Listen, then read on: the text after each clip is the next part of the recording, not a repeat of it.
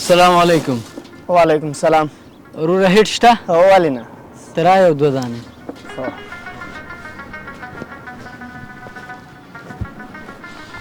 څو دانې پکار دي؟ دوه دانې راکړه. هو.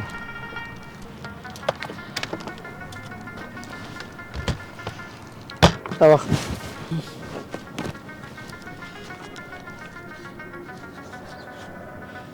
دا واله ورور.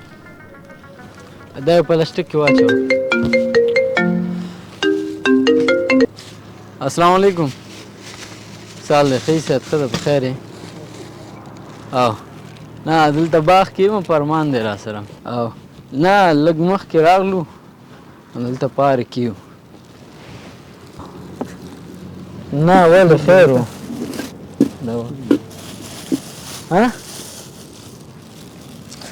نه مونږ څه خبر یو مړه سپین هډ باندې راوړی اوس در شو والکه څنګه چل کینه مړه اوس ایله راغله اوس ځي د دې چکر څه مقصد شو ورته زه بل ځای کې مزه مړه هلته مې اوس ورته وویلې که نه نیا یې مریضه ده هغه په هسپتال کې ده ورته زما هم نیا مریضه ده څه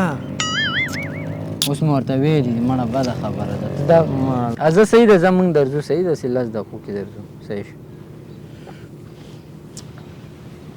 مړه یو خو دا خلک مر ځای کې ناست یاره دلته دا ځای مخکې سکي ښه تا څه ویلي مخکې دا ځای ډېر شین و دلته ډېر ښایسته چمن و دغلته به اوبه را روانې وي اوس ټول خراب شوی دی نو بس وخت یو تیر شي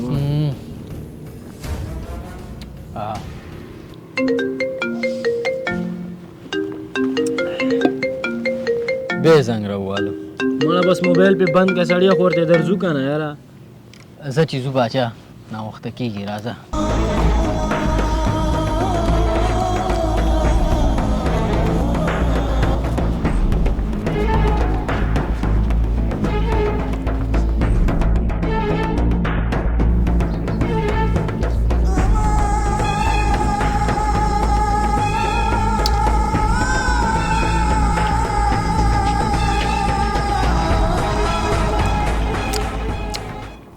شکر الحمدلله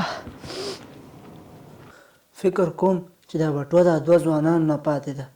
ته ودرې وګورم چې څه شی پکې شته که نه که هغوی مې نه ګوري نو الله خو مې ګوري داسې کوم چې دا بټوه واوړم خبره واوره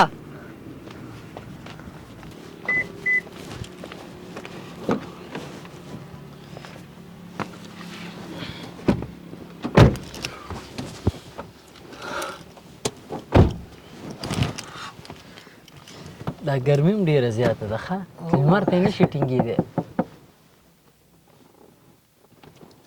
مړه دا دلته هم راغی تا ته ما هلته ونویل چې دې خلکو نه سړی نه خلاصېږي دا خیرماران څومره ډېر شوي هلته به چوک کې هم درته ولاړ وي ښه ځوان به وي و یوه ډوډۍ راته واله ډوډۍ چې ورته والې هغه بېرته دوکاندار ته ورګي لسګون تېنه والي زه یې مړه د خوار او غریب پکې تاسو کې څوک نه شي پېژندلی چې اوس څوک حاجتمند دی او څوک نه دی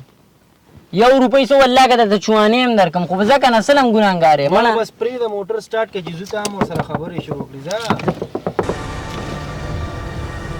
مړه ته خو هېڅ په خبره نه پوهېږي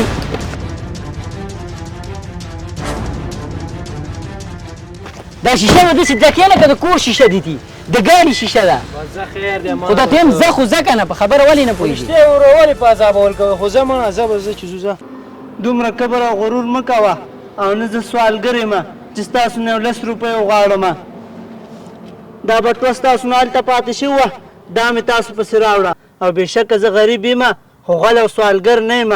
زه چې سبۍ د کلي نه ښار ته راغلی یم دیړۍ پسې او تر اوسه پورې مې د 2 روپۍ دیړۍ م ونه کړه که زه چېرته غل ومه که نه نو دا بټوه به ما تاسو پسې نه راوړه دا بټوه م والئ